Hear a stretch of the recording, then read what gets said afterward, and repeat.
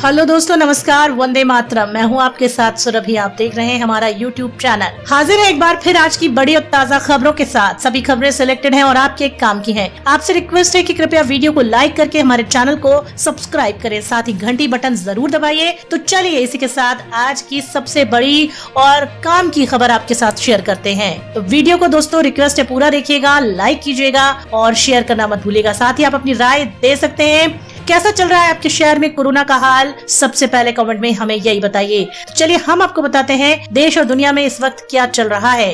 अगले 1 घंटे में करनाल में बारिश के आसार। दिल्ली में हो सकती है बारिश। जानते हैं मौसम का हाल। आपको बता दें कि मौसम विभाग के अनुसार दिल्ली में आज सुबह न्यूनतम तापमान 21 डिग्री सेल्सियस दर्ज किया गया। अधिकतम 39 डिग्री सेल्सियस तक जाने की संभावना है। भारत के कई हिस्सों में आज बारिश की आशंका जताई जा रही है। मौसम विभाग के अनुसार आज पूर्वोत्तर राज्यों में तेलंगाना, मराठवाड़ा, मध्य प्रदेश, विदर्भ, ओडिशा समेत भारत के कई हिस्सों में गरज के साथ बारिश के आसार बने हुए हैं। आइए जानते हैं देश भर में आज कैसा रहेगा मौसम का हाल। तो बता दें अगले 1 घंटे में करनाल, शामली, मुजफ्फरनगर के क्षेत्र में बारिश हो सकती है। दिल्ली में भी बारिश की आशंका जताई जा रही है। राजस्थान में धूल भरी आंधी चलने की संभावना। दक्षिण भारत में कर्नाटक, तमिलनाडु, पुडुचेरी, केरल में आज भारी बारिश की संभावना जताई जा रही है। 15 से 20 अप्रैल तक के मौसम का पूर्वानुमान अगर हम आपको बताएं तो दोस्तों अरुणाचल प्रदेश, असम, मेघालय, नागालैंड, मिजोरम, मणिपुर, त्रिपुरा में गरज के साथ हल्की तेज हवाएं चल सकती है। 17 से 20 अप्रैल के बीच अरुणाचल प्रदेश, असम, मेघालय में भारी गिरावट के साथ बारिश की संभावना है। अगले 24 घंटे में दक्षिण के आंतरिक कर्नाटक में बारिश की संभावना जताई जा रही है। दिल्ली में भी मौसम का तापमान गिर सकता है। बारिश तो आज सबसे पहले जानेंगे स्मृति ईरानी ने ममता दी पे किया क्या हमला, और वही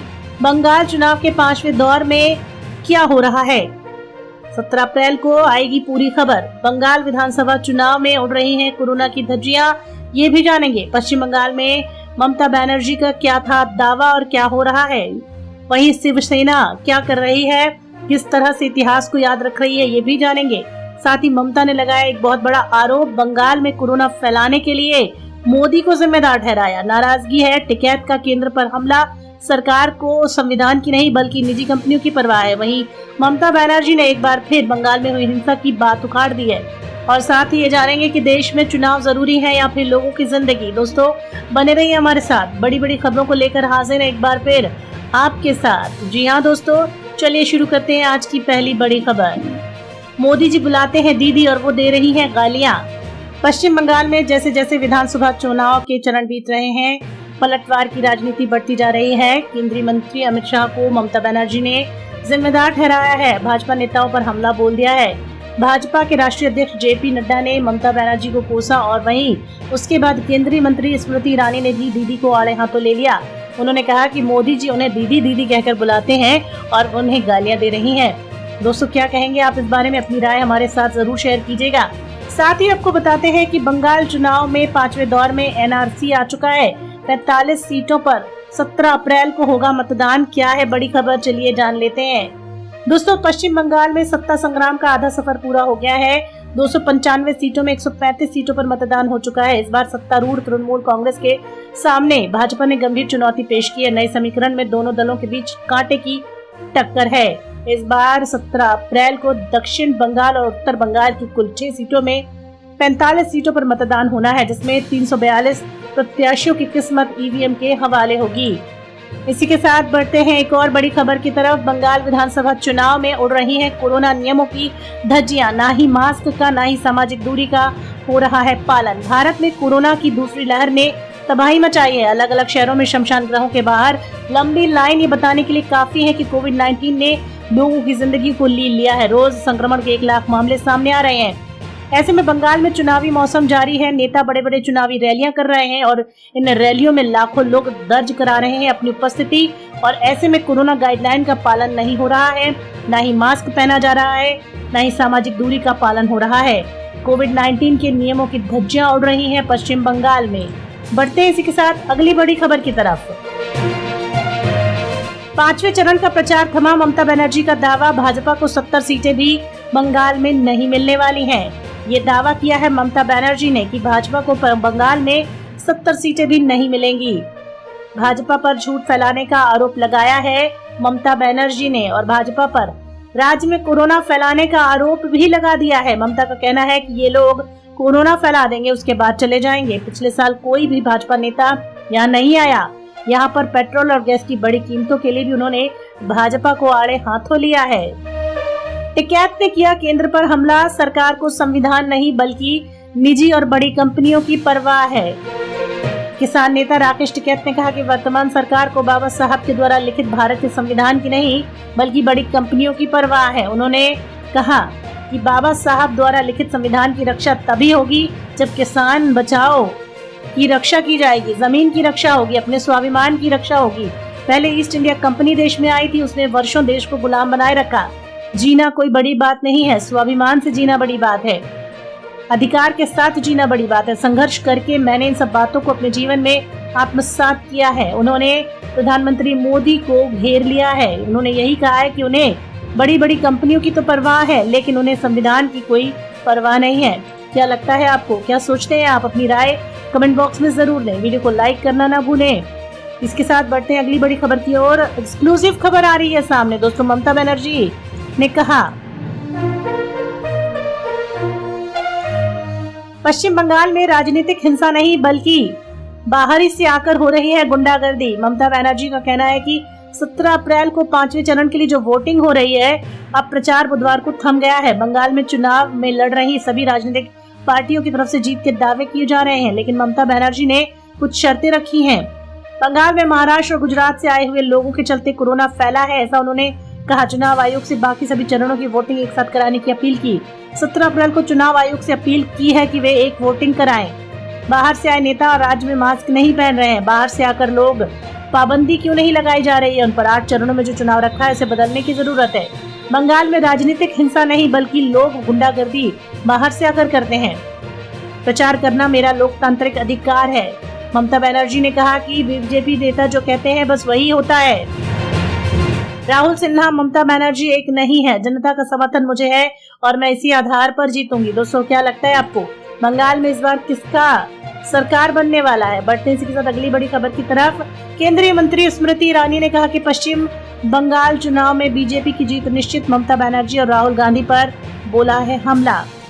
स्मृति ईरानी का कहना है कि दुर्भाग्य की बात है चीफ मिनिस्टर इस तरह के वक्तव्य दे रही हैं। वो हिंदुस्तानियों पर कटाक्ष करती हैं बल्कि चुनाव आयोग पर भी कटाक्ष करती हैं। वो पैरामिलिट्री फोर्स को धमकाने का दुस्साहस करती हैं, लेकिन मेरा मानना है कि जनता पूर्णतः न्याय करने वाली है। स्मृति ईरानी के अनुसार जनता करेगी पूर्णतः न्याय। ममता बनर्जी प्रधानमंत्री मोदी को कोसती हैं जबकि वो उन्हें दीदी कहकर बुलाते हैं। बढ़ते हैं अगली बड़ी खबर की तरफ। देश में लोगों की जिंदगी जरूरी है या चुनाव? कोरोना से हालत बेहद चिंताजनक। देश भर में कोरोना की वजह से हालत चिंताजनक हो गए हैं। कई राज्यों में चुनाव चल रहा है लेकिन लोग बढ़ चढ़कर हिस्सा ले रहे हैं। चुनावी रैलियां हो रही हैं जिसमें किसी भी तरह का पालन नहीं किया जा रहा है। बंगाल में कांग्रेस उम्मीदवार रेजा उल हक की कोरोना से मौत हो गई है। बंगाल में अब वर्चुअल चुनाव की जरूरत है लेकिन फिर भी चुनावी रैलियां हो रही हैं जिसमें किसी भी तरह के पालन का निर्माण नहीं देखा जा रहा है। इसके साथ बढ़ते हैं अगली बड़ी खबर की तरफ। उद्धव ठाकरे का प्रधानमंत्री मोदी से आग्रह, कोविड को एक आपदा घोषित की जाए और लोगों की मदद की जाए। दोस्तों क्या कहेंगे आप, क्या वाकई में कोविड-19 एक आपदा है? देश में 30 अप्रैल तक कर्फ्यू लगा दिया गया है। सबसे प्रभावित राज्य महाराष्ट्र है। इसी के चलते 15 दिन की लॉकडाउन जैसी कठोर पाबंदियां घोषित कर दी है। मुख्यमंत्री उद्धव ठाकरे ने 5,476 करोड़ रुपए के निर्धारित पैकेज की घोषणा की है। उन्होंने ये भी कहा कि इसे एक आपदा घोषित कर देनी चाहिए। देश में ऑक्सीजन की कमी हो रही है। अगर ऑक्सीजन की जरूरत पड़े तो दूसरे राज्यों से ऑक्सीजन मंगवाने की इजाजत भी दे देनी चाहिए। उनका कहना है कि मैं पीएम से निवेदन करता हूं कि रास्ते से ऑक्सीजन आने में समय लगेगा, एयरफोर्स की मदद से ऑक्सीजन जल्दी आएगा, इसकी भी इजाजत दी जाए। दोस्तों इसके साथ बढ़ते हैं अगली बड़ी खबर की तरफ। बंगाल में कोरोना के चलते लेफ्ट का राइट कदम, बड़ी रैलियां रद्द, डोर टू डोर कैंपेन पर दिया गया है जोर। बंगाल में चुनावी रैलियों को देखते हुए चुनावी रैलियों को रद्द करने की मांग की जा रही है क्योंकि उसमें कोरोना के गाइडलाइन का पालन नहीं हो रहा है और साथ ही लोग संवेदनशील होकर रैलियों को ज्वाइन कर रहे हैं। कोई भी मास्क नहीं पहन रहा है और ना ही कोई 2 गज की दूरी रख रहा है। इसी के साथ बढ़ते हैं अगली बड़ी खबर की तरफ। भीम आर्मी प्रमुख चंद्रशेखर आजाद किसानों के विरोध प्रदर्शन में हुए शामिल। कृषि कानून के खिलाफ उन्होंने उठाई आवाज।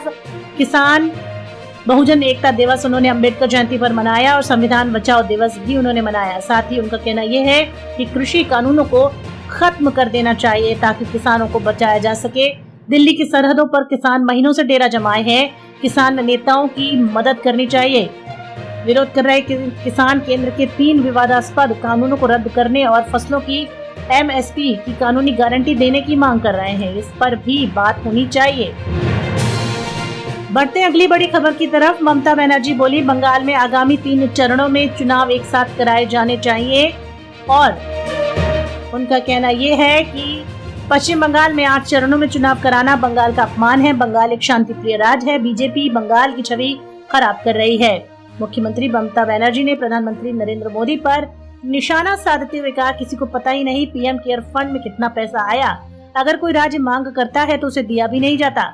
PM केयर्स के पैसे क्यों नहीं दिए जाते वैक्सीन के इस्तेमाल में? मैंने वैक्सीन की मांग की और मुझे नहीं मिली और बीजेपी को हराने में सफलता प्राप्त कर लेंगी, ऐसा सोचना है ममता बनर्जी का। वहीं बंगाल में बढ़ते कोरोना केस और हाईकोर्ट की सख्ती के बाद CPM ने किया बड़ी चुनावी सभाओं से किनारा और चुनावी सभाओं को बंद करने का ऐलान हो गया है।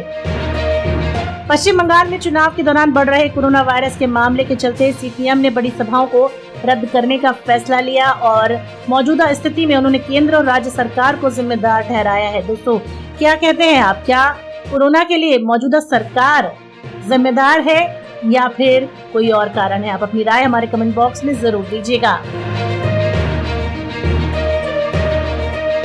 कोरोना संक्रमण को लेकर प्रियंका गांधी ने प्रदेश कमेटी की बुलाई बैठक। अस्पताल की जगह शमशान की क्षमता बढ़ा रही है सरकार, लगाया उन्होंने सरकार पर एक और इल्जाम।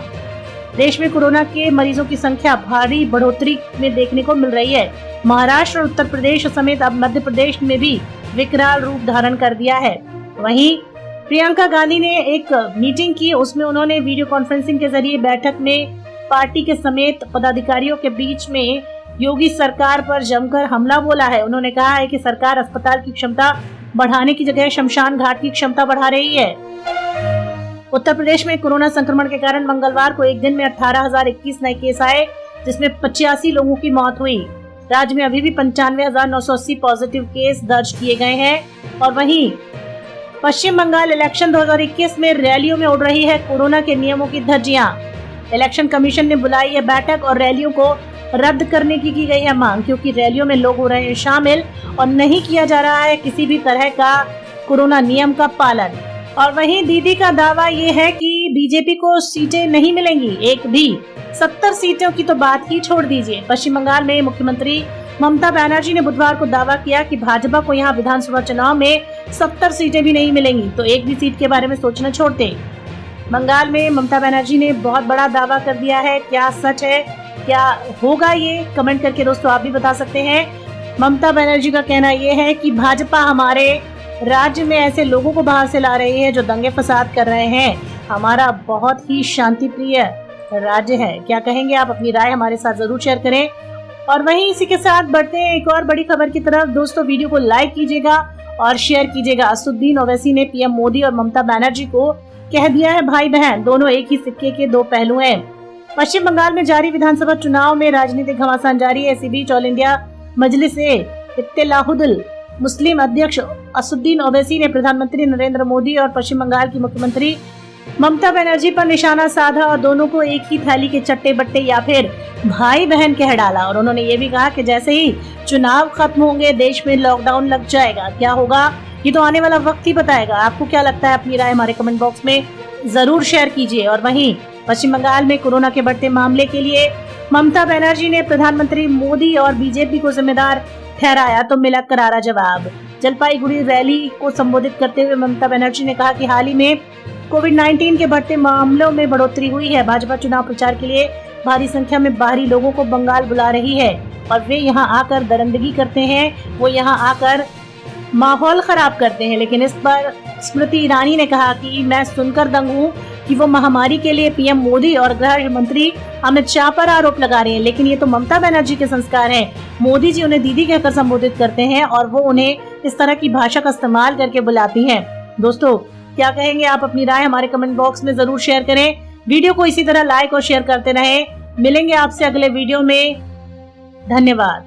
तो दोस्तों, आपके शहर में क्या है कोविड-19 का हाल, हमें जरूर बताइएगा और हमें उम्मीद है कि आपको ये खबरें पसंद आई होंगी और चलते चलते जान लेते हैं मौसम का हाल। अगले 1 घंटे में करनाल में बारिश के आसार, दिल्ली में हो सकती है बारिश। जानते हैं मौसम का हाल। आपको बता दें कि मौसम विभाग के अनुसार दिल्ली में आज सुबह न्यूनतम तापमान 21 डिग्री सेल्सियस दर्ज किया गया। अधिकतम 39 डिग्री सेल्सियस तक जाने की संभावना है। भारत के कई हिस्सों में आज बारिश की आशंका जताई जा रही है। मौसम विभाग के अनुसार आज पूर्वोत्तर राज्यों में तेलंगाना, मराठवाड़ा, मध्य प्रदेश, विदर्भ, ओडिशा समेत भारत के कई हिस्सों में गरज के साथ बारिश के आसार बने हुए हैं। आइए जानते हैं देश भर में आज कैसा रहेगा मौसम का हाल। तो बता दें अगले 1 घंटे में करनाल, शामली, मुजफ्फरनगर के क्षेत्र में बारिश हो सकती है। दिल्ली में भी बारिश की आशंका जताई जा रही है। राजस्थान में धूल भरी आंधी चलने की संभावना। दक्षिण भारत में कर्नाटक, तमिलनाडु, पुडुचेरी, केरल में आज भारी बारिश की संभावना जताई जा रही है। 15 से 20 अप्रैल तक के मौसम का पूर्वानुमान अगर हम आपको बताएं तो दोस्तों, अरुणाचल प्रदेश, असम, मेघालय, नागालैंड, मिजोरम, मणिपुर, त्रिपुरा में गरज के साथ हल्की तेज हवाएं चल सकती हैं। 17 से 20 अप्रैल के बीच अरुणाचल प्रदेश, असम, मेघालय में भारी गिरावट के साथ बारिश की संभावना है। अगले 24 घंटे में दक्षिण के आंतरिक कर्नाटक में बारिश की संभावना जताई जा रही है। दिल्ली में भी मौसम का तापमान गिर सकता है, बारिश हो सकती है। 16 अप्रैल को कल आंधी और बारिश की संभावना है। 17 अप्रैल को आसमान में बादल छाए रहेंगे। तो दोस्तों, ये थी हमारी आज की डेली न्यूज अपडेट की वीडियो। कैसी लगी आपको बताइएगा जरूर। लाइक कीजिए और शेयर करना मत भूलिए। धन्यवाद।